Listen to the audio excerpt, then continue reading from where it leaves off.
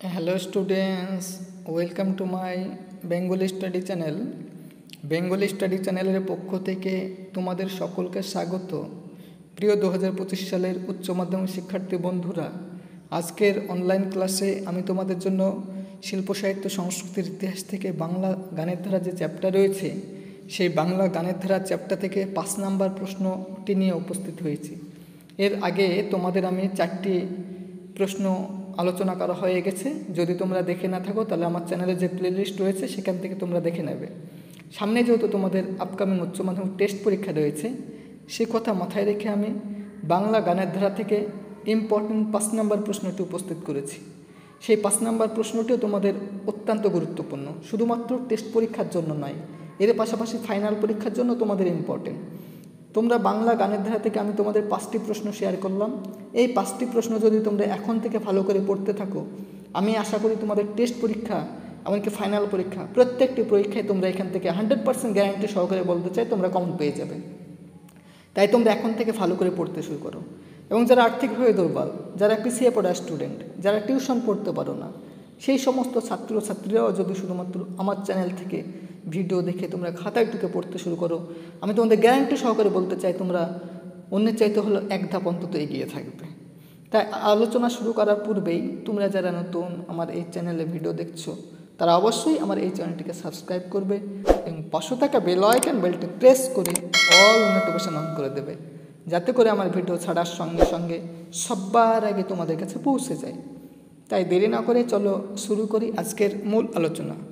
দেখো, বাংলা গানের ধারা থেকে 5 নাম্বার যে প্রশ্নটি রেখেছি সেটি হলো বাংলা সঙ্গীতে সলিল চৌধুরীর অবদান আলোচনা করো। প্রথমে তোমরা পয়েন্ট করবে অবদান। রানার, বিচারপতি, অবাক পৃথিবী ইত্যাদি বিখ্যাত গণসঙ্গীতের স্রষ্টা সলিল চৌধুরী আজীবন সঙ্গীত নিয়ে গবেষণা করেছেন। অসামান্য প্রতিভার অধিকারী সলিল চৌধুরী গানে প্রাচ্য ও পাশ্চাত্যের প্রভাব থাকলেও বিশেষত বাংলা গানে পাশ্চাত্য রীতির ব্যবহারে তিনি নানা নতুনত্ব প্রয়োগ করেন। তিনি একধারে ছিলেন গীতিকার, সুরকার, সঙ্গীত পরিচালক। তিনি বাংলা, হিন্দি ও মালয়ালম ভাষার বিভিন্ন ছবিতে সঙ্গীত পরিচালনা করেছেন। পরে প্যারে আলোচনা করার পূর্বেই তোমরা যারা নতুন আমার এই চ্যানেলে ভিডিও দেখছো, তারা অবশ্যই আমার এই চ্যানেলটিকে সাবস্ক্রাইব করবে। কারণ আমার এই চ্যানেলটি যেহেতু নতুন, সেহেতু আমার এই চ্যানেলটি যাতে ভবিষ্যতে অনেক দূর প্রসারিত হয়, অগ্রসর হয় এবং চ্যানেলটির গ্রোথ হয় এবং চ্যানেলটি যাতে কন্টিনিউ তোমাদের সহযোগিতা এবং সাপোর্ট করতে পারে, সেই জন্য তোমাদের সহযোগিতা এবং সাপোর্ট আমি একান্তই কামনা করি। তাই আলোচনা দীর্ঘায়িত না করে চলো আমরা মূল আলোচনায় ফিরে যাই। এবারে পরের প্যারা করে তোমরা লিখবে 1949 খ্রিস্টাব্দে পরিবর্তন ছবির সঙ্গীত পরিচালক রূপে চলচ্চিত্র জগতে তার আত্মপ্রকাশ ঘটে। 1953 খ্রিস্টাব্দে হিন্দি ছায়াছবির দুনিয়ায় তিনি পা রাখেন 2 বিঘা জমিন ছবির সূত্রে। 1964 খ্রিস্টাব্দে চেম্মিন ছায়াছবির সঙ্গীত নির্দেশনা করেন। সঙ্গীত নির্দেশনার জীবনে তিনি প্রায় 75টি হিন্দি ছবি, প্রায় 40টি বাংলা ছবি, অন্তত 26টি মালয়ালম ছবি এবং বেশ কিছু মারাঠি, তামিল, তেলেগু, কন্নড়, গুজরাটি, উড়িয়া, অসমিয়া ছবি ও সঙ্গীত পরিচালনা করেন। বাঁশের কেল্লা, বাড়ি থেকে পালিয়ে, কিনুগোয়ালার গলি, আকালের সন্ধানে, হাফ টিকিট প্রভৃতি ছবিগুলির সঙ্গীত পরিচালনার কৃতিত্ব তার।